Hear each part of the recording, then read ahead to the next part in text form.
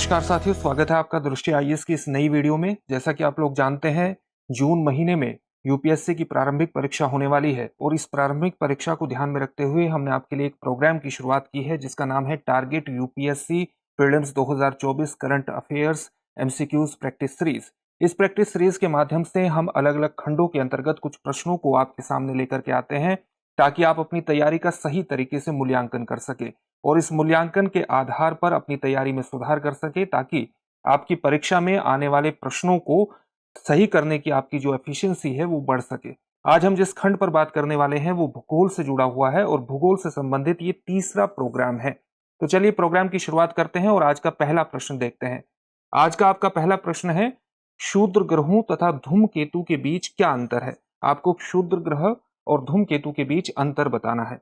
इसमें आपका पहला कथन दिया गया है कि क्षुद्र ग्रह लघु चट्टानी ग्राहिकाएं यानी प्लेनेटॉइड हैं, जबकि धूमकेतु हिमशीतित गैसों से निर्मित होते हैं, यानी ऐसी गैसें जो हिमशीतित हैं, जिन्हें चट्टानी और धातु पदार्थ आपस में बांधे रखते हैं। यह आपका पहला स्टेटमेंट हुआ। दूसरा स्टेटमेंट है, क्षुद्र ग्रह अधिकांशतः बृहस्पति और मंगल के परिक्रमा पथों के बीच पाए जाते हैं, जबकि धूमकेतु अधिकांशतः शुक्र और बुध के बीच पाए जाते हैं। आपका तीसरा कथन है, धूमकेतु गोचर दीप्तिमान पुच्छ होते हैं, यानी ऐसे दीप्तिमान यानी प्रकाशमान गोचर होते हैं जिनके पीछे आपको एक पूंछ की तरह की संरचना दिखाई देती है, जबकि क्षुद्र ग्रह यह नहीं दर्शाते। उपरोक्त में से कितने कथन सही हैं? आपको ये बताने हैं कि कितने कथन सही है या है। तो आपको ये नहीं बताना कि कौन सा कथन सही है। आपके ऑप्शंस हैं, ऑप्शन ए केवल एक, ऑप्शन बी केवल दो, ऑप्शन सी सभी तीन और ऑप्शन डी कोई भी नहीं। चलिए व्याख्या के आधार पर इस प्रश्न का उत्तर खोजने का प्रयास करते हैं। तो व्याख्या क्या है? व्याख्या यह है कि क्षुद्र ग्रह सूर्य के परितः, सूर्य के परितः का मतलब सूर्य के चारों ओर परिक्रमा करने वाला एक छोटा निष्क्रिय और चट्टानी पिंड होता है, जबकि धूमकेतु की अगर हम बात करें तो धूमकेतु छोटा पिंड होता है जिसमें चट्टानों, धातु और धूल कणों आदि के साथ हिम एवं गैस पाई जाती है, यानी वो ठंडा भी होता है और गैसों से भी युक्त होता है। सूर्य की ऊर्जा से यह हिम वाष्पीकृत हो जाती है, जिससे पुच्छ जैसी संरचना यानी एक पूंछ जैसी संरचना का निर्माण होता है। इन दोनों कथनों के आधार पर हम देख सकते हैं कि कथन एक और कथन तीन बिल्कुल सही है। क्षुद्र ग्रह अधिकांशतः मंगल और बृहस्पति की कक्षा के मध्य पाए जाते हैं, किंतु धूमकेतु का पथ अत्यधिक दीर्घवृत्ताकार होता है एवं सामान्यतः ये कपूर बेल्ट यानी नेपच्यून से बाहर के क्षेत्र में पाए जाते हैं, इसलिए कथन दो को सही नहीं माना जा सकता। इस प्रकार से आपके कितने कथन सही हुए? केवल दो कथन आपके सही हुए और इसलिए इसमें ऑप्शन बी सही हो जाएगा। चलिए अगले प्रश्न की तरफ बढ़ते हैं। आज का अगला प्रश्न है, निम्नलिखित युग्मों पर विचार कीजिए। आपको दो युग्म दिए गए हैं और इस पर विचार करके बताना है कि इनमें से कितने युग्म सुमेलित हैं, यानी सही तरीके से वो मेल खाते हैं। दो कौन कौन से युग्म हैं? एक अंतरिक्ष में पिंडों से संबंधित है और दूसरा इनकी व्याख्या से संबंधित है। तो पहला युग्म में दिया गया है अंतरिक्ष का पिंड सेफीड। तो सेफीड के सामने दिया गया है कि अंतरिक्ष में धूल और गैस के विशाल बादल। दूसरा है निहारिकाएं, इसके सामने जो इसका वर्णन करता है वो है तारे जो आवर्ती रूप से जलते बुझते हैं। और तीसरा अंतरिक्ष में जो पिंड दिया गया है वो दिया है पल्सर। इसके सामने इसकी व्याख्या करता है न्यूट्रॉन तारे जो तब बनते हैं जब विशाल तारों का ईंधन खत्म हो जाता है और उनका निपात हो जाता है। उपरोक्त युग्मों में से कितने सुमेलित हैं आपको ये बताना है। आपके ऑप्शन हैं, ऑप्शन ए केवल एक, ऑप्शन बी केवल दो, ऑप्शन सी सभी तीन, ऑप्शन डी कोई भी नहीं। चलिए इसकी व्याख्या के आधार पर इसके उत्तर को खोजने का प्रयास करेंगे और इसकी व्याख्या ये है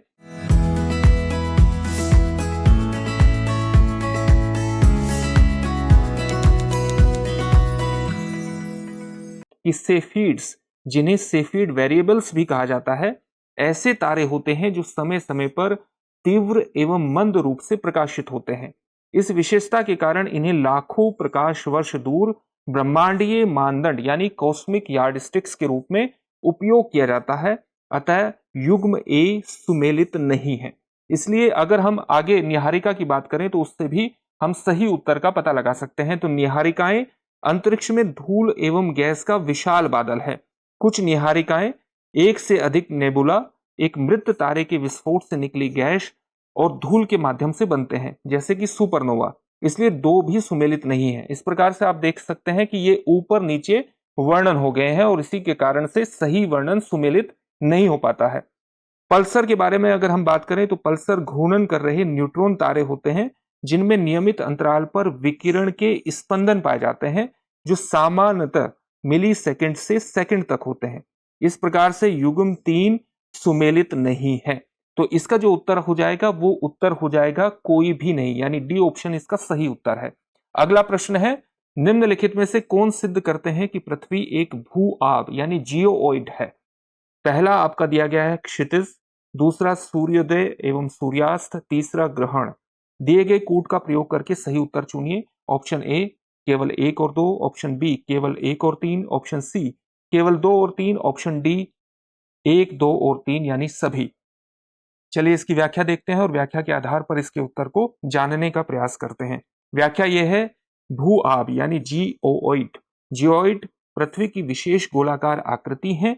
यह एक ऐसा गोला है जिसके दोनों सिरे चपटे होते हैं, यानी वो ऑब्लेट स्फेरॉइड होते हैं। अगर ऐसी कोई भी संरचना होती है जो सामान्यतः गोलाकार रूप में होती है और उसके सिरे चपटे हो, तो उसको हम ऑब्लेट स्फेरॉइड के नाम से जानते हैं। इस तथ्य को सिद्ध करने वाले कुछ साक्ष्य हमारे सामने उपस्थित हैं। इन साक्ष्य को जानते हैं। साक्ष्य क्या है कि जो दूरस्थ क्षितिज होता है वो सदा तथा प्रत्येक स्थान पर वृत्ताकार ही होता है। विभिन्न स्थानों पर सूर्योदय और सूर्यास्त अलग अलग समयों पर होता है। और जब हम चंद्र ग्रहण की बात करें तो चंद्र ग्रहण के दौरान चंद्रमा पर पड़ने वाली पृथ्वी की छाया हमेशा वृत्ताकार होती है। इसकी रूपरेखा किसी वृत्तखंड के समान होती है। ऐसी छाया केवल एक गोले द्वारा पड़ सकती है।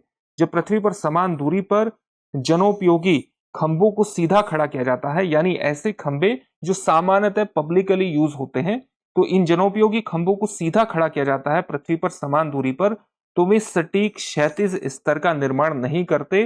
पृथ्वी की गोलाई के कारण सिरे पर स्थित खंभों की तुलना में जो केंद्रीय खंभा होता है वो थोड़ा ऊपर होता है।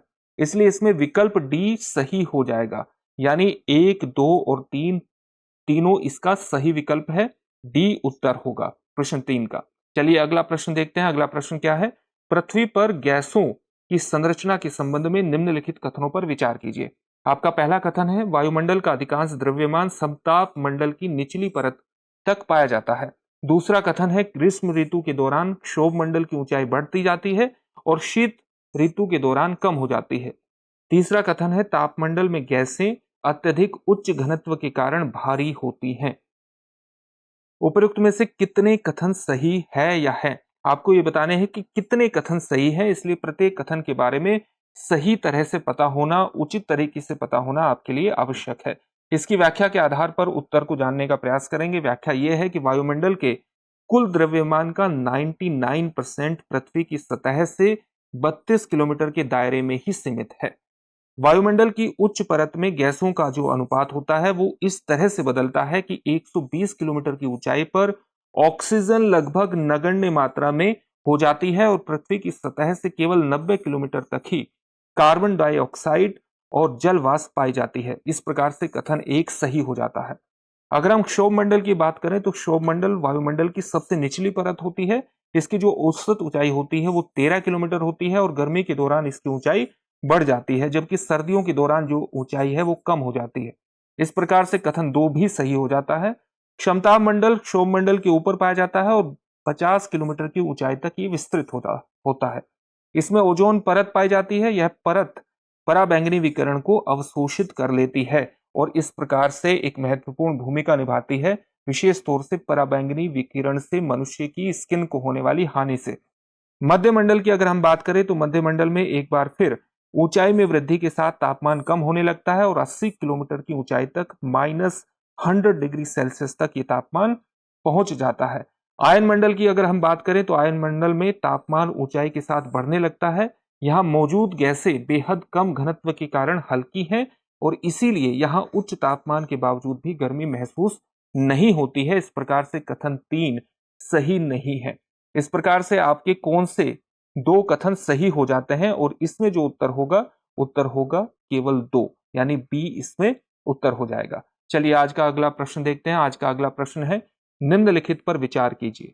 1 विद्युत चुंबकीय विकिरण, 2 भूतापीय ऊर्जा, 3 गुरुत्वीय बल, 4 प्लेट संचलन, 5 पृथ्वी का घूर्णन, 6 पृथ्वी का परिक्रमण। उपरोक्त में से कौन से पृथ्वी के पृष्ठ पर गतिक परिवर्तन लाने के लिए जिम्मेवार है? यानी ऐसे कौन से परिवर्तन है जो गतिक परिवर्तन लाने के लिए जिम्मेदार होती हैं? ऐसी कौन सी घटनाएं हैं इनमें 6 में से जो गतिक परिवर्तन लाती हैं पृथ्वी पर? आपको यह बताना है। आपके ऑप्शंस हैं, ऑप्शन ए केवल 1, 2, 3 और 4, ऑप्शन बी केवल 1, 3, 5 और 6, ऑप्शन सी केवल 2, 4, 5 और 6, ऑप्शन डी उपर्युक्त सभी यानी 1, 2, 3, 4, 5 और 6 सभी। इसकी व्याख्या देखते हैं। व्याख्या यह है कि सूर्य से ताप, विद्युत चुंबकीय विकिरण पृथ्वी पर ऊर्जा का प्रमुख स्रोत है। सूर्य से प्राप्त जो विद्युत चुंबकीय विकिरण होती है वो पृथ्वी पर ऊर्जा का सबसे प्रमुख स्रोत माना जाता है। इसी तरह से जो ऊर्जा के कारण है, इसी ऊर्जा के कारण पृथ्वी पर भौतिक और रासायनिक क्रियाएं भी संपन्न होती हैं। वर्षा, बर्फ का पिघलना, तापमान में वृद्धि, वायु प्रवाह आदि इन विकिरणों के कारण ही होते हैं जो अपक्षय एवं अपरदन के लिए जिम्मेदार होते हैं। गुरुत्वीय बल के कारण भूस्खलन होता है, जबकि प्लेट टेक्टोनिक यानी विवर्तनिक के कारण भूकंप, ज्वालामुखी क्रिया और पर्वत निर्माण जैसी घटनाएं घटित होती हैं। भूतापीय ऊर्जा की अगर हम बात करें तो ये भूतापीय ऊर्जा से ज्वालामुखी क्रिया संपन्न होती है। पृथ्वी के घूर्णन के कारण दिन रात होते हैं और जिनसे दैनिक तापांतर उत्पन्न होता है, जबकि पृथ्वी के परिक्रमण के कारण ऋतुओं का निर्माण होता है, जिससे वार्षिक तापांतर उत्पन्न होने के कारण अपक्षय, अपरदन आदि की क्रियाओं के संपन्न होने से भूपृष्ठ पर गतिक परिवर्तन आता है। यानी उपर्युक्त सभी स्थितियां पृथ्वी के पृष्ठ पर गतिक परिवर्तन लाने के लिए जिम्मेदार होती हैं और इस प्रकार से इसमें ऑप्शन डी इसका सही उत्तर हो जाएगा। आज का अगला प्रश्न है आपका कॉरियोलिस बल से जुड़ा हुआ है। कॉरियोलिस बल के संदर्भ में निम्नलिखित कथनों पर विचार कीजिए। पहला कथन है, यह उत्तरी गोलार्ध में पवन को दाहिनी ओर और दक्षिणी गोलार्ध में बाईं ओर विचलित करता है। आपका दूसरा कथन है, यह विषुवत रेखा पर अधिकतम तथा ध्रुवों पर अनुपस्थित होता है। उपरोक्त कथनों में से कौन सा या से सही नहीं है या है? आपको यह बताना है कि सही नहीं कौन से हैं। ऑप्शन ए केवल 1, ऑप्शन बी केवल 2, ऑप्शन सी 1 और 2 दोनों, ऑप्शन डी न तो 1 और न तो 2। चलिए इसकी व्याख्या देखते हैं। व्याख्या के आधार पर उत्तर को जानने का प्रयास करेंगे। कॉरियोलिस बल क्या होता है? एक ऐसा बल है जो घूर्णन तंत्र के माध्यम से, यानी कि पृथ्वी जो अपने अक्ष पर घूर्णन करती है, उस घूर्णन के माध्यम से किसी वस्तु जैसे वायु, महासागरीय धाराएं आदि पर कार्य करता है, जिसके द्वारा गतिमान वस्तु पवन जो होती है वो उत्तरी गोलार्ध में दाहिनी तरफ और दक्षिणी गोलार्ध में बाईं तरफ विक्षेपित हो जाती है, यानी उसकी दिशा में परिवर्तन हो जाता है। इसलिए कथन एक सही है। यह चक्रवातीय मौसम तंत्र के निर्माण में महत्वपूर्ण भूमिका निभाता है। यह विक्षेपण यानी जो गति की दिशा में परिवर्तन होता है, यह तब अधिक होता है जब पवन का वेग उच्च हो, यानी पवन तेज गति से चल रही हो। कॉरियोलिस बल अक्षांश के कोण के समानुपाती होता है। यह ध्रुवों पर अधिकतम और विषुवत रेखा पर अनुपस्थित होता है। अतः कथन 2 सही नहीं है। इस प्रकार से विकल्प बी इसमें सही हो जाएगा।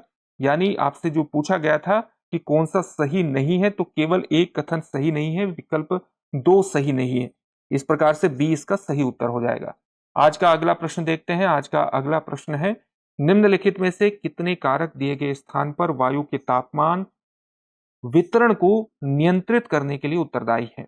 1 अक्षांश, 2 उन्नतांश मतलब ऑल्टीट्यूड, 3 समुद्री धाराएं, 4 वायु का द्रव्यमान। सही उत्तर का चयन कीजिए। ऑप्शन ए केवल 1, ऑप्शन बी केवल 2, ऑप्शन सी सभी 3, ऑप्शन डी सभी 4। आपको ये बताना है कि कितने कारक दिए गए स्थान पर, किसी स्थान पर वायु के तापमान वितरण को नियंत्रित करने के लिए उत्तरदायी होते हैं। कितने कारकों की आपको संख्या बतानी है।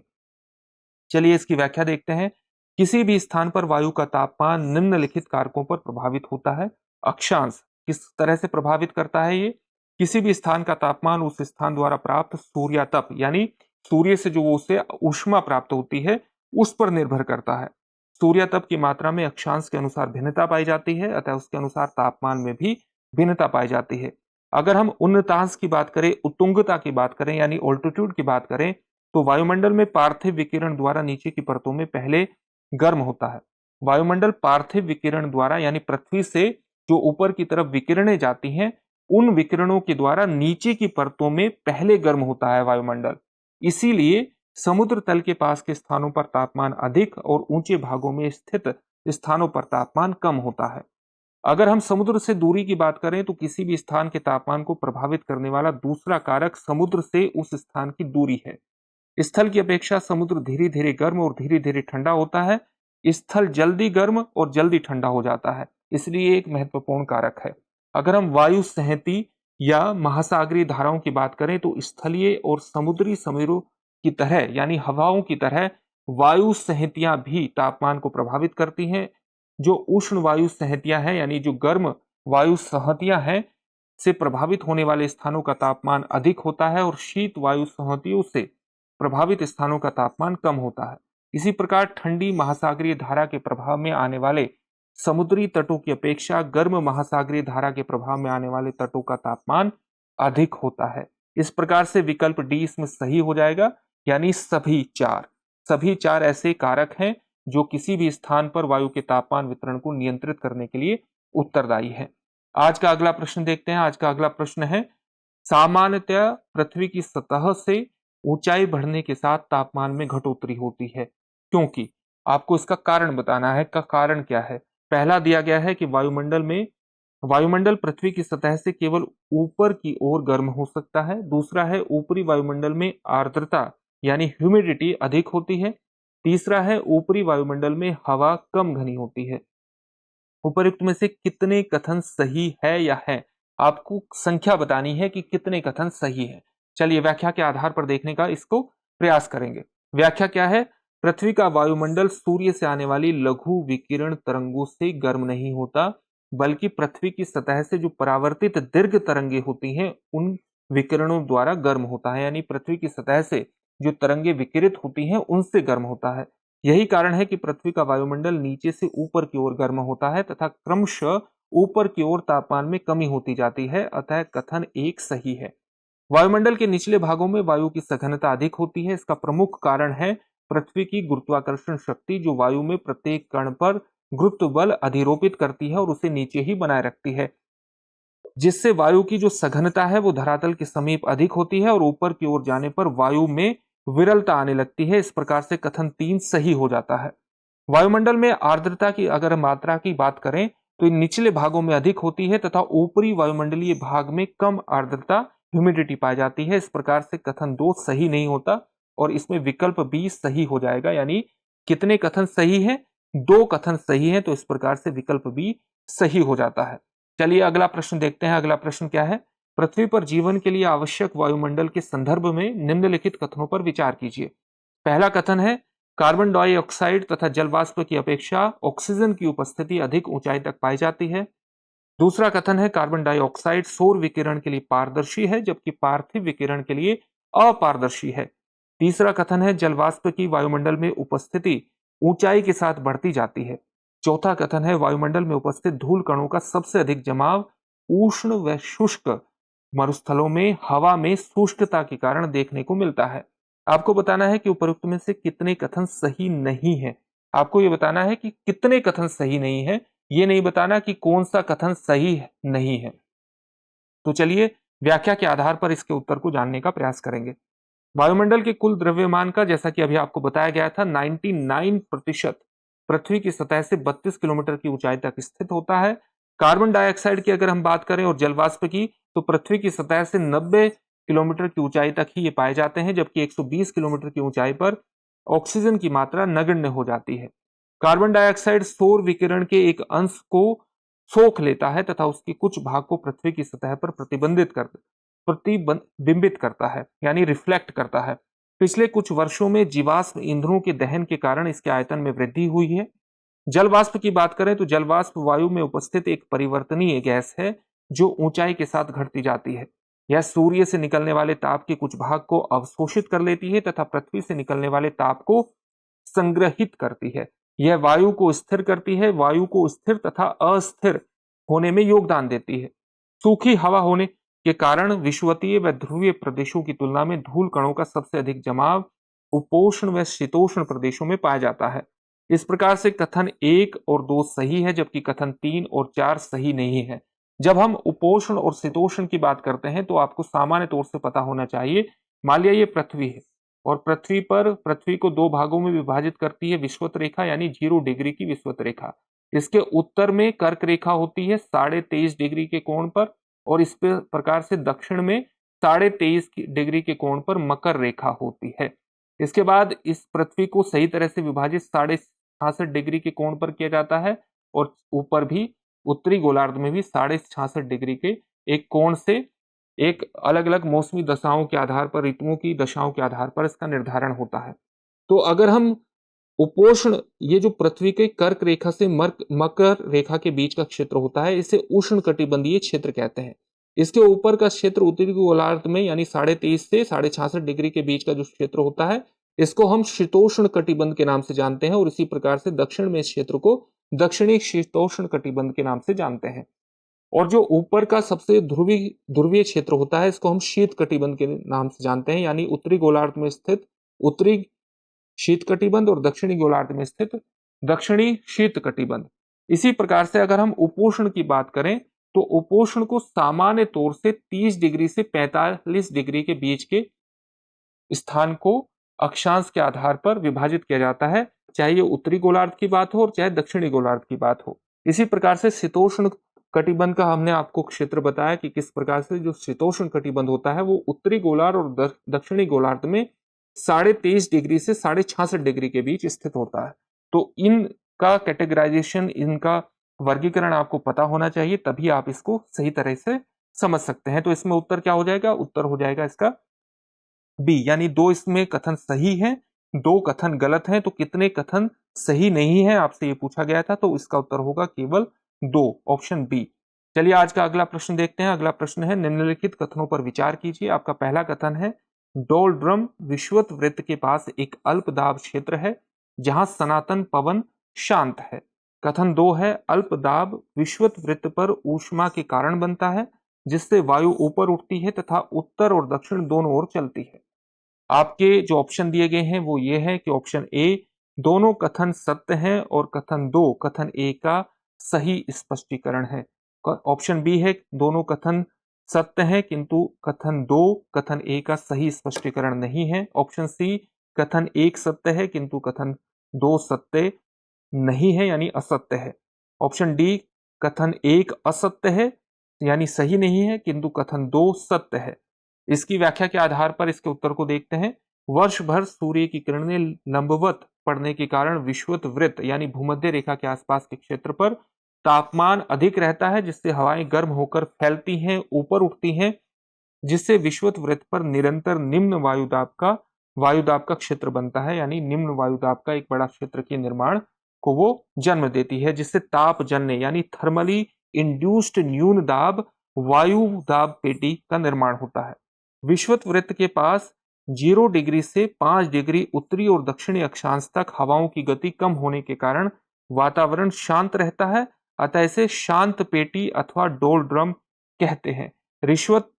जब हम ऋतुवत परिवर्तन की बात करते हैं तो ऋतुवत परिवर्तन के अनुसार डोलड्रम की स्थिति में परिवर्तन आता है।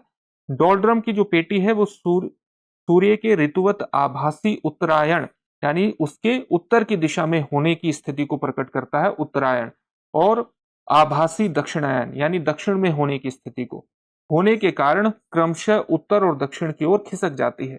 इस तरह विषुवत वृत्त के पास लगातार उच्च सूर्यातप एवं ऊष्मा की उपस्थिति डोलड्रम के विकास हेतु उपयुक्त होती है। डोलड्रम का भी आपको मतलब बताया गया था, यानी बहुत निम्न दाब की स्थिति। इस प्रकार से दोनों कथन सत्य हैं और जो दूसरा कथन है वो कथन ए का सही स्पष्टीकरण है। इस प्रकार से इसमें ऑप्शन ए सही हो जाएगा। आज का अभ्यास प्रश्न देखते हैं। अभ्यास प्रश्न क्या है? सूची 1 को सूची 2 के साथ सुमेलित कीजिए और सूचियों के नीचे दिए गए कोड का प्रयोग कर सही उत्तर चुनिए। तो 2 सूचियां दी गई हैं। पहली सूची में महासागरीय धाराओं की बात की गई है और दूसरी सूची में तटों की बात की गई है, यानी ये महासागरीय धाराएं विश्व के किन प्रमुख तटों के पास बहती हैं, आपको ये बताना है और सही सुमेलित करना है। तो महासागरीय धारा सबसे पहले हम्बोल्ट दी गई है, इसके सामने जो तट दिया गया है वो नामीबिया अंगोला दिया गया है। बी ऑप्शन में उत्तरी अटलांटिक अपवाह Chile Peru, C Benguela Mozambique Madagascar, D Agulhas United Kingdom Norway. तो आपको यहाँ 4 ऑप्शन दिए गए हैं और इन ऑप्शन के आधार पर आपको कमेंट बॉक्स में कमेंट करके इसका उत्तर देना है, ताकि आप इस प्रश्न का एक अभ्यास भी आपका हो सके। हमें पूरी उम्मीद है कि ये सेशन आपको पसंद आया होगा। इस सेशन के माध्यम से आप अपनी तैयारी का मूल्यांकन सही तरीके से करने में सक्षम होंगे और जहां भी सुधार करने की आवश्यकता होगी वहां सुधार भी आप कर पाएंगे। फिर से एक नए सेशन में आपसे मुलाकात होगी। धन्यवाद। डियर व्यूअर्स, अपने एग्जाम की तैयारी को और बेहतर करने के लिए हमारे चैनल को लाइक, शेयर और सब्सक्राइब करना न भूलें।